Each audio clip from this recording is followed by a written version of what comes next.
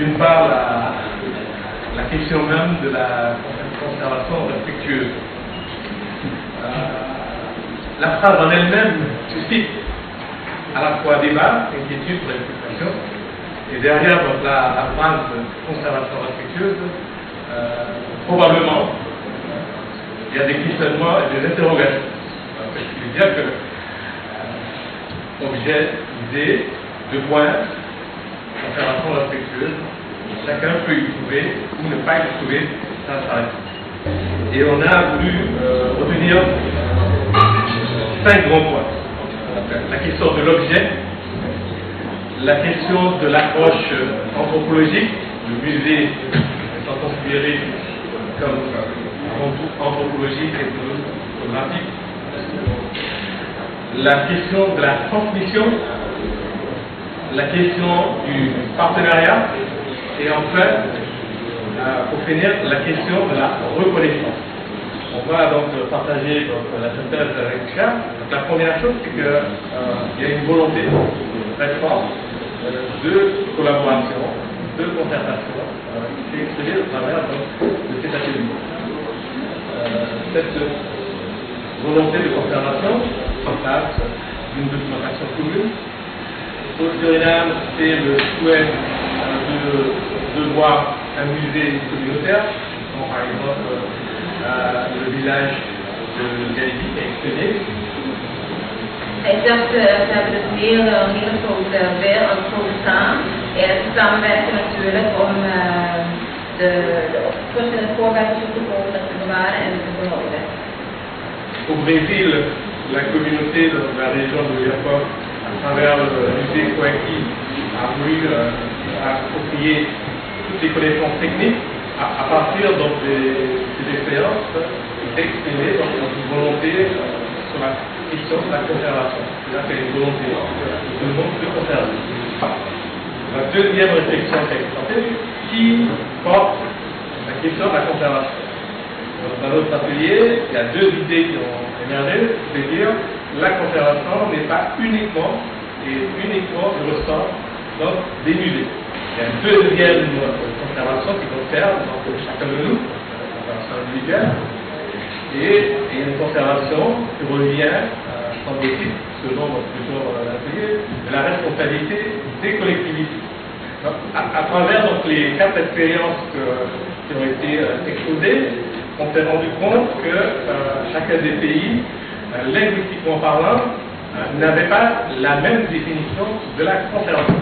Donc, si on n'a pas la même, je dirais, façon de dire conserver, découle que chacun ne partage pas forcément la manière, la forme, le fond, les perspectives de cette concept de conservation. À partir donc, de cette observation, on a distingué 2 types d'objets. Un objet unique, qui peut être la cloche qui est là, ça peut être une céramique. La question a été posée par rapport donc, à un territoire comme le parc, qui est donc un outil de conservation, de préservation, de valorisation. Donc, cet espace, on parle d'espace. À l'intérieur, il y a des hommes, des animaux, le rôle que prendrait donc cette conservation ouverte. Alors, pour illustrer donc cette remarque, nous avons eu 2 exemples. Le premier, c'est le Marrakech.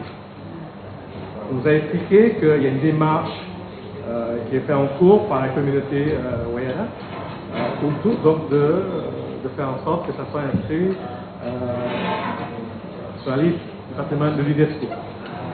Le point de départ, semble-t-il, est l'holoc, un élément donc de la manifestation.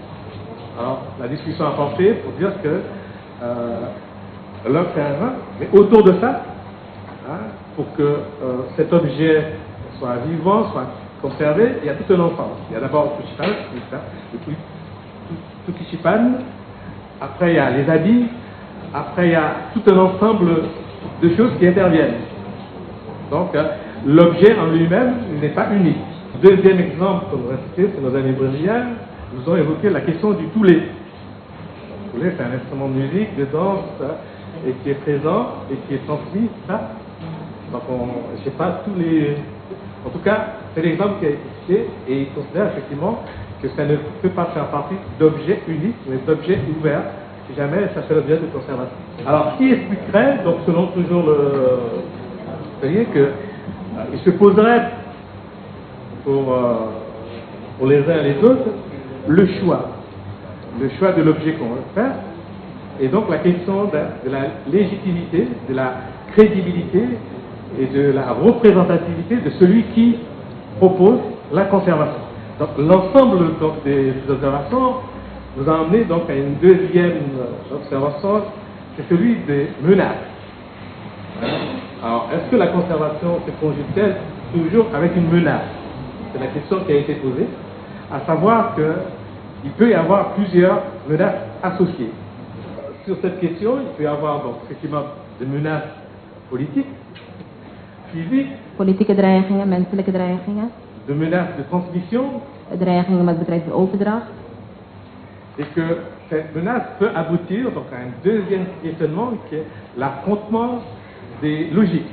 Donc, il y aurait des logiques institutionnelles, il y aurait des logiques locales. Institutionele en plaatselijke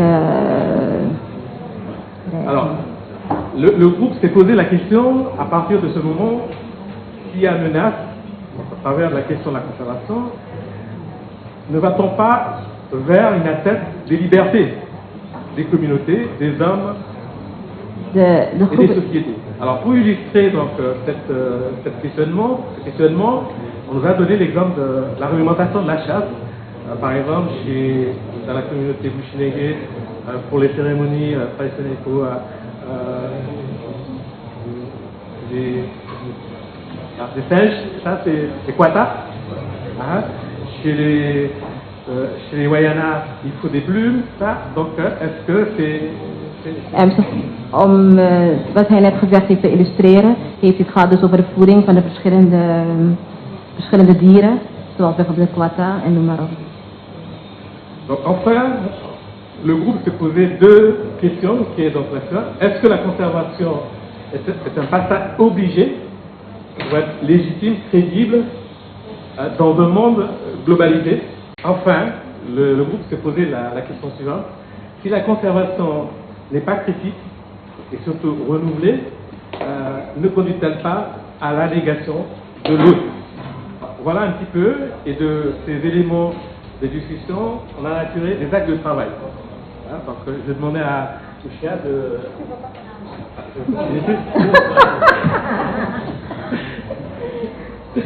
Alors, le premier point, c'était la nécessité de la mise en relation des acteurs.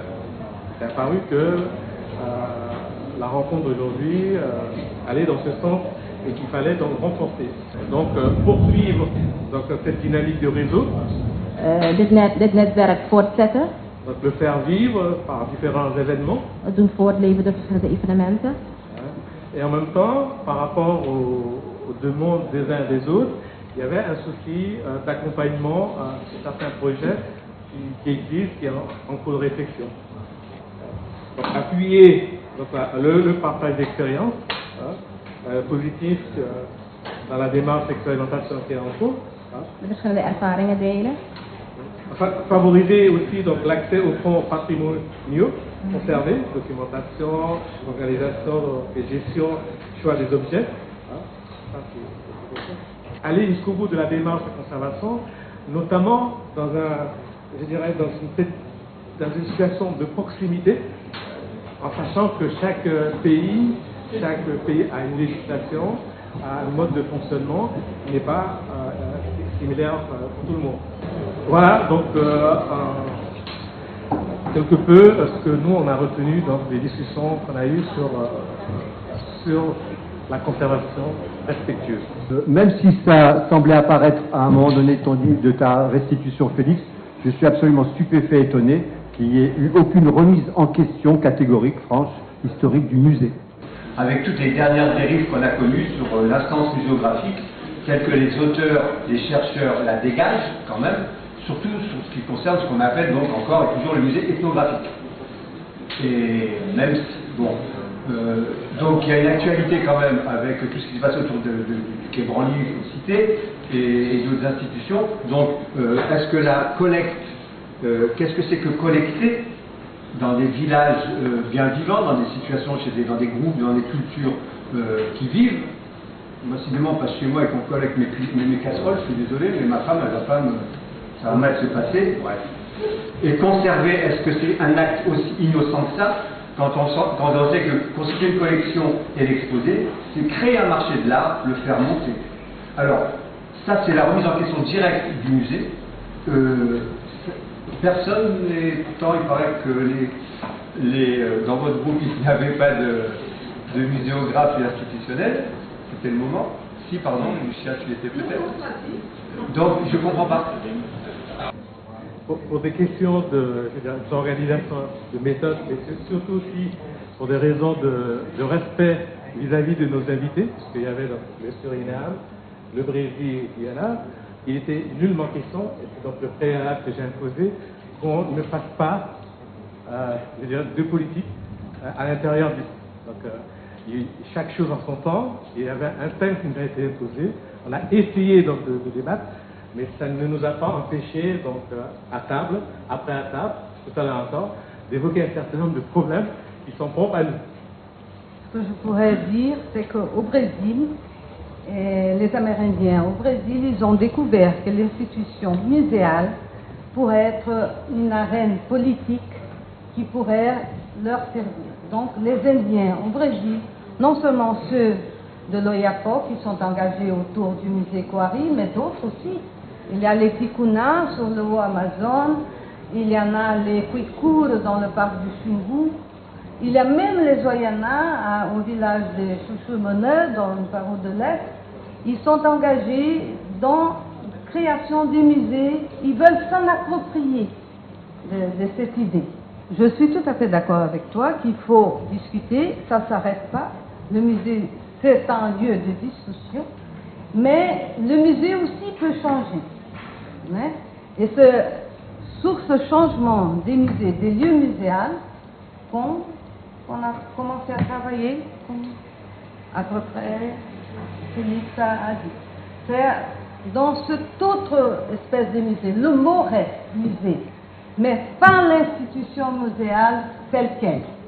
C'est pas le musée du Quai Branly qu'on est en train de discuter, c'est plutôt le musée Coari dont on parlait.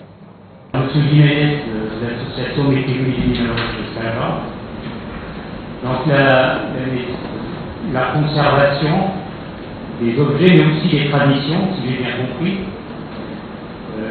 les rites, les coutumes. Et vous avez parlé de la chasse. Alors ça m'évoque une réflexion, je ne sais pas si vous l'avez abordée, c'est où mettons le curseur pour définir une tradition et vraiment une tradition ou non. Par rapport à la chasse, par exemple, de quoi parle-t-on? De la chasse à l'arc pour aller ramener du gibier qu'on va boucaner pour conserver quelque temps, ou de la chasse au fusil mitrailleur pour remplir le congélateur.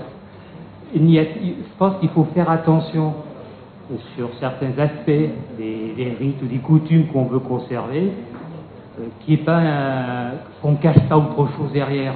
Moi que j'habite à Saint-Jean, et je vous assure que chaque fois qu'il y a la chasse au toucan, je me pose de véritables questions sur la nécessité de ces chasses qui sont de véritables massacres. Pour autant, effectivement, il y a une tradition de chasse particulière qui serait nécessaire peut-être de conserver, de perpétuer, mais attention, voilà, j'ai cette réflexion, quoi. Où place-t-on le curseur quand on parle de tradition? Est-on bien dans une tradition ou non? À votre question, il peut y avoir, donc, par rapport à ce que la saisi dans le groupe, il peut y avoir une première réponse que je demanderai donc à Marion, puisque c'est elle qui, à travers donc, son expérience dans le parc, la question s'est posée. Et la deuxième réflexion qui est amenée, c'est de dire, aujourd'hui, la mise en place de nouvelles règles, qui viennent des règles contraignantes, hein, des nouvelles règles qui s'appliquent. Est-ce que c'est cette normalisation de nouvelles règles, vous avez évoqué la chasse, la pêche, il y a un certain nombre de choses, mais qu'on ne fait pas justement à nourrir encore plus le fait que la conservation pour les populations ne devienne pas quelque chose de lourd et qu'on n'enferme pas les gens et que finalement les objets qu'on souhaite aujourd'hui protéger, on ne pourra plus les protéger parce que les gens ne pourront plus finalement pas les réaliser. C'est là aussi une réflexion. Marion? La partie chasse du Code de l'environnement en fait, ne s'applique pas en Guyane. Et la chasse est réglementée en Guyane par des arrêtés préfectoraux. Les arrêtés préfectoraux en fait qui catégorisent certaines espèces que l'on peut chasser ou pas. Je dirais, pour pas développer trop longtemps, qu'on est ici en face d'un affrontement entre des représentations et puis des pratiques de chasse. C'est-à-dire que pour mettre le curseur au bon endroit, il faut pouvoir avoir l'ensemble des clés, c'est-à-dire à la fois les enjeux écologiques qui sont en face de ça, à la fois les enjeux sociaux qui sont en face de ces pratiques de chasse. Et c'est à partir de cette analyse de l'ensemble des enjeux qu'on pourra peut-être remettre la question de la chasse au niveau d'un débat public pour questionner la réglementation qui est en cours. Donc, être en mesure d'apporter un argumentaire construit avec les communautés locales et avec les scientifiques et avec les gestionnaires sur cette question des besoins de chasse, qui sont soit des besoins de subsistance, soit parfois des chassés à la commercialisation. C'est tout l'enjeu d'un programme qu'on est en train de mettre en œuvre qui s'appelle le programme chasse et qui, j'espère, pourra apporter des éléments sur ce point. On a traité cette question de la chasse parce que, par exemple, dans le cadre de la candidature du Marrakech sur les listes de l'UNESCO, l'accessibilité à des matériaux pour pouvoir poursuivre ce rituel et pratiquer ce rituel est remise en question. Comment est-ce qu'on fait quand pour fabriquer des parures, on a besoin de certaines plumes ou certaines griffes de tatou ou certaines peaux d'espèces qui sont protégées. Voilà, donc c'est mobiliser auprès des communautés pour essayer d'apporter des réponses à cette question.